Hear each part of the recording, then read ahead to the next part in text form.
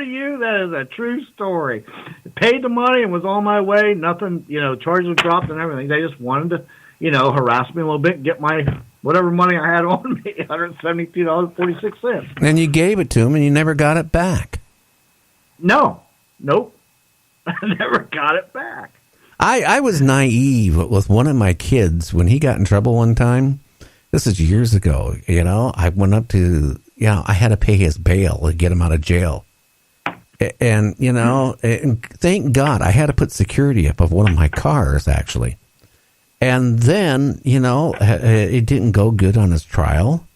And then the bondsman said, hey, well, he skipped out once and stuff. Well, we want your car. Well, I didn't give him the car. I ended up giving him some extra money to just drop it. I mean, they got you one way or another. I'm telling you, brother, it's scary. Yep. And another story, back in 1992, I was going to flea market at 5 in the morning. I was coming from, I was leaving East Providence, Rhode Island, going into, I think, Attleboro, one of the little towns, going into Taunton, Massachusetts. Well, I had a van, and it was all legal, but it was kind of a race van, a little bit loud, but not real loud. Everything was legal. I just put a week before all new exhaust on it. This cop pulls me over, and he comes up, and I can't say his first words. They were all F words and cussing at me, and he threw my door open, and he went on a rant for about a minute. And when he was done, I smiled at him and said, well, how you doing this morning, sir? And he got even madder. Listen, this guy, I don't know what he was on. He was fired up, and he was going to write me for all the tickets in the world. And he said it was his town. I said, well, now I know where to send the bill for the potholes. And he got a little madder, and he sent me this court date. And it was about a week before Christmas, and I was visiting some friends there anyway. And I was registered out of Ohio. I wasn't registered there, so he figured he'd give me this $500-some ticket. And he figured I was just going to pay and leave because I'm 700 miles away. I live, so he didn't know I was going to be there another week. So I went to the court. So I get in there now. This court, I'm not kidding you, it looked like my house in Taunton, Massachusetts.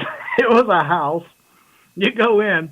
You stand in one room, there's a line of people sitting there, and they would call you in this little room, and there was a cop who was also a judge in uniform, and he'd go in there, and you could hear him, $1,000, 10 years probation. And so I'm going in, I'm like, oh, Lord. So I told him what happened. I had the receipts, and you know what? He looked at me and said, Merry Christmas, no fine, no nothing, dismissed. I was shocked. I was like, yeah.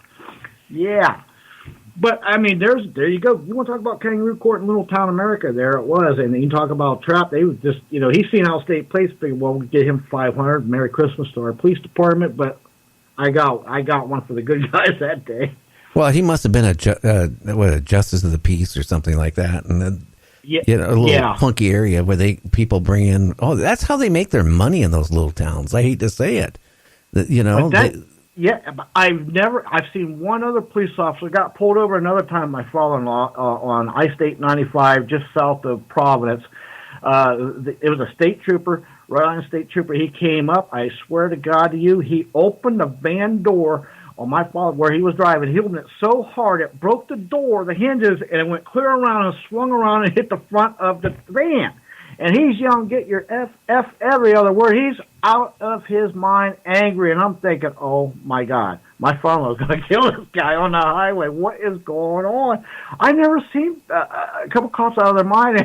It's not like, hey, you know what you're doing. It was just tear into you right away. It was bizarre. And he gave him a ticket. And that was another one. He gave him a ticket. He said he clocked him. He only followed him for not even a quarter of a mile. He was supposed to be a mile. He changed the ticket from 75 to 95. And anyway, the judge threw it out. But it was like a circus. It was weird. Just weird. Well, back when I was in my early 20s, I had I can't even, I'm trying to think what make car it was. The ones with the rotary engines. Rotary engine? Yeah, they had a rotary engine. I can't think of the name of it right now. But I had this car, right, that my dad made me buy, because I like spending money. He said, hey, buy this brand new car. It was cheap, okay, because he said he would help me financially. And, God, I can't think of the name of it. The ones that, not Datsun, the other ones that made like little sports cars and they had the rotary engine and all that stuff. Japanese. Oh, anyway, I had this little, four banger. Mazda or Toyota. Yeah, Mazda. There you go. Mazda, yeah. Okay, it had 60 horsepower. Oh my goodness! My bicycle's got more than that. Yeah, it's a 4-door sedan. I remember I was taking my grandfather in for his radiation treatments before he passed on at the hospital in Seattle, and literally I would have to ask him to step out because there was a ramp down in the basement where the parking was. It went up like at a 45-degree angle. I had to ask him and my wife at the time to step out of the car. Here's my, grandfather. He could barely walk. He'd have to walk up this ramp. The reason why, it didn't have enough horsepower to get up it. The ramp. Yeah, from, a dead stop like that. If now on a run, it would do it, but it was in the parking garage, so there was no way to get a run on it. Well, I was in Seattle, and all of a sudden, I can't remember, it was like on First Avenue or Second Avenue, whatever it was in Seattle, I see these lights behind me. Okay, well, I'm not speeding, and I get pulled over, and the cop goes, well, you're doing 65 from that light to whatever. And I go, no, I was not. And he goes, I clocked you on radar. You were doing 65 miles an hour. I said, this car can't do 65 miles an hour from a dead stop to, even if you were going down a block's distance, it would probably just start hitting 65. Okay? If you dropped her from a plane, it wouldn't do 65. So I go to court, right? Well, the judge was really smart. Okay? And here's this frickin' Seattle police officer, right? Is there, and he goes, yes, yeah, Your Honor, he did 65 miles an hour plus. I tracked him on the radar. The cop looks at me and he goes, what type of car you have? And I said, I got this little Mazda. It's a 4-door sedan. It has 60 horsepower. Actually, it was 59 point something horsepower. And I told the judge, I said, I can't do 60 miles an hour. And I hit that in about a block's distance from a dead stop in downtown Seattle, where there's a lot of traffic. Yeah. And right. the judge looked at the cop. The cop, I remember to this day, put his head down looking at his shoes. The judge says, dismissed. Yeah, that's a great feeling because, you feel you finally, you got one on your side for once. Common sense. Jeez. But I didn't speed. It was physically impossible for the car to do it. In fact, when physically impossible, yeah. And when I got the ticket, I told my dad, and he was really mad. And my dad, I said, okay, Dad, get in the car. Okay? And we went, this is in Seattle, West Seattle, where we were living at the time. We get in the car. We made sure there was no traffic. It was kind of getting dark. And I said, okay, Dad, okay, I'm going to gun it. Tell me when we hit 60. Okay? And when we get down the end of the block, my dad says, well, you didn't hit 60. And he goes, but you must not have and it was a 4-speed also on top of it. So I tell my dad, I said to my dad, I said, okay, you get in the driver's seat. I'll be on the passenger seat. And you do it. And then my dad goes, oh, wow, you weren't lying. Hey, no. Okay. It was physically impossible for a car. It was so underpowered to do what I was, well, what can I say? Absolutely. Absolutely. My uncle JR, God rest his soul, he's dead now, but he was 17 or 18. I was 7 or 8. He was 10 years older than me, and my other cousin was in between us. We was in a 64 Falcon, Ford Falcon, and we was going up, where I live was like some little mountains and little hills, but listen, he had it floored. And we only got about a quarter of the way up that hill, and he goes, well, you guys got to get out and walk. Pretty much the same story he was telling. We had to walk up the hill to meet him up there. Oh, that reminds me. That is true. I remember now. I just remember other stories I could say about that car because I didn't keep it very long.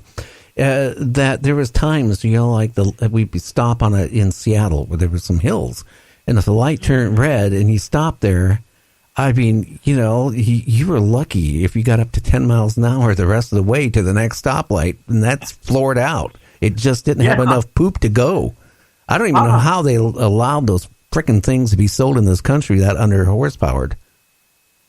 They were dangerous. But you couldn't have that Falcon. You couldn't, if you were any kind of incline, you couldn't have passengers because you couldn't keep the speed limit. Oh my God, I remember that. That's crazy. James, maybe it was designed to go downhills. It definitely was. It was good going downhill, but uphill you had to walk beside the car to meet him at the top. God. Now, because I'm going to cut it short here at 8:30 tonight. For a word of advice, say your house is haunted and you want a ghost hunter to come out or a group to come out. One thing I'm going to tell people right now, don't ever, and I hear it a lot, don't ever pay anybody to come out and do any studies for ghosts or, trying to get rid of ghosts out of your house, because it should be free. Because it's so many people out there doing it. But what do you need to watch for, okay, and not get ripped off or have somebody come in and make the case worse where you had maybe a little bit of a haunting and after they left, they really excited it to where you were having a mass haunting? Well, first of all, watch for anybody who wants to charge you anything. That's the first red flag. Second of all, do background checks on them. Check them out. Get their names. Get the name of the crew. Ask them for some references of their past cases. Get some effort. Get all the information you can on them because a lot of these people, they're not qualified or they don't have the experience. A lot of them are just doing it for fun. They get in there. It's like poking a rat in a bag and handing you the rag or the bag with a mad rat in it. And that's what the spirits are going to do. They get them riled up. You got to watch for that. Try to get all the information you can for them, and try to just clear your mind. And when you meet with them in person, not online or over the phone. Meet with them in person, off the property, and have a coffee with them or talk to them, and just get a read on the people. That's a missing element nowadays. Everything's online, or there's no face to face. Meet the people and get a read on them, how they are, what kind of person they are. Ask them how they do their investigation. I mean, if they're going in there provoking or with bad attitude, that's going to leave you the same kind of spirits with a bad attitude. Ask them their procedure. Are they religious? Or do they take it serious? Are they doing it for fun? Or get all the information you can. Now, are you slapping your pen or pencil around? There's a little thing over here. I did move my pen. You're pretty good. You psychic? Yeah, I told you I was psychic. I could actually see you doing it. You're nervous and you're I could see you doing that. Gary, you're good. I'll tell you what. I would ask you what color the pen is, but I don't want to be scared tonight. But yep, I did have a pen. Black.